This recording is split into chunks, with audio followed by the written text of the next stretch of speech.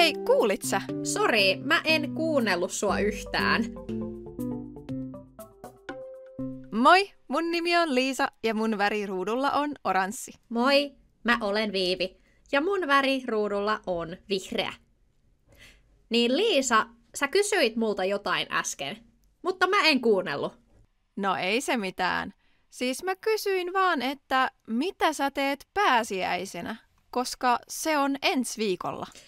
No joo, itse asiassa mulla on aika paljon suunnitelmia pääsiäiselle, koska mä lähden Pohjois-Suomeen ja meen mökille mun kavereiden kanssa.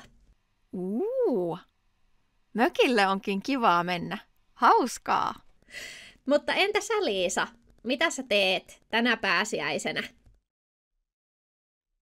No, tiesitkö, että tänä vuonna on siis outo juttu, koska pääsiäinen on aprillipäivänä? Ahaa, en tiennyt. Mä tykkään aprillipäivästä, niin mä luulen, että mä yritän keksiä jotain hyviä jekkuja. Okei, mitä sä aiot keksiä? Tai kerro mulle, mitä sä oot joskus tehnyt? Minkä jekun sä oot joskus tehnyt? Tuleeko sulle mieleen? No siis tää on tosi paha. Apua.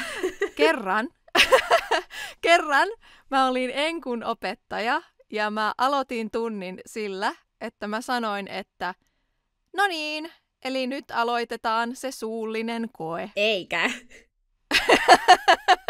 Joo, kaikki meni ihan paniikkiin, joten mä sanoin tosi nopeasti, että vitsi, aprillia. Mm-hmm. Kaikki ei ehkä... sano vaan. Jos mä oisin sun opiskelija, niin mä olisin ollut aika vihainen sulle. Joo, mä ymmärrän, mutta mun puolustuksekseni mä sanoin tosi nopeasti, että vitsi. Okei. Ne ehti olla sekunnin kauhuissaan. Okei. No mut jos palataan siihen pääsiäiseen, niin onko sulla, Viivi, mitään hyviä vinkkejä, että jos on Suomessa pääsiäisenä, niin mitä kannattaisi tehdä tai kokeilla tai jos on jotain nähtävää, tehtävää, koettavaa? No ainakin, jos sä oot Suomessa pääsiäisenä ja meet kauppaan, niin kaupassa myydään paljon pääsiäisjuttuja. Esimerkiksi paljon herkkuja ja suklaata, joita on myynnissä vain pääsiäisenä.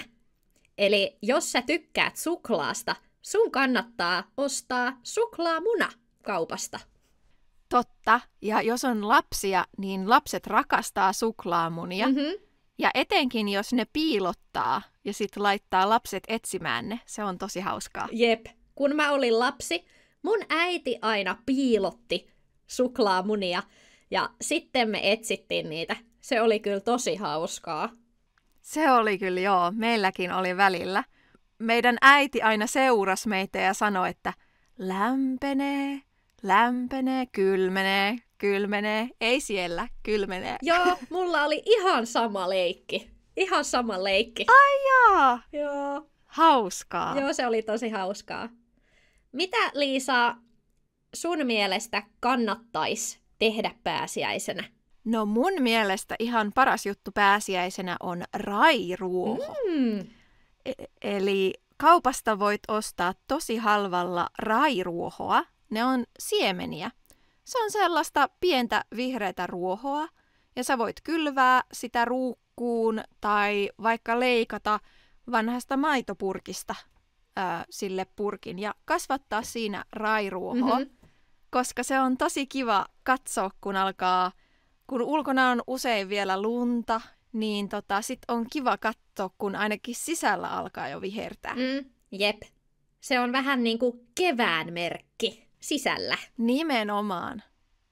Nimenomaan.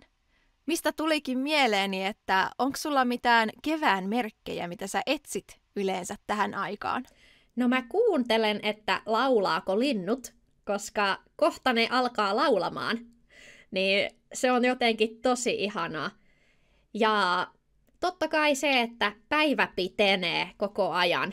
On enemmän valoa. Se on tosi mukavaa. Mites sä? Niinpä. No ihan sama juttu. Mä rakastan valoisia päiviä niin paljon, että usein mä katon netistä, että kuinka kauan vielä, kuinka monta minuuttia lisää aurinkoa saatiin tänään. Niin. Mä vahdin sitä aika tarkkaan. Ja yksi tosi tärkeä, mäkin tykkään lintujen laulusta, mutta leskenlehti on sellainen, että mä aina etsin sitä. Mm-hmm. Mikä on leskenlehti, Liisa? Leskenlehti on sellainen tosi pieni keltainen kukka. Se näyttää vähän voikukalta, mutta se on pienempi ja siinä on aika paksu varsi. Ja se on yleensä ensimmäinen kukka, joka kukkii. Niin sanotaan, että kun sä näet sen, niin sitten on kevät. Kyllä.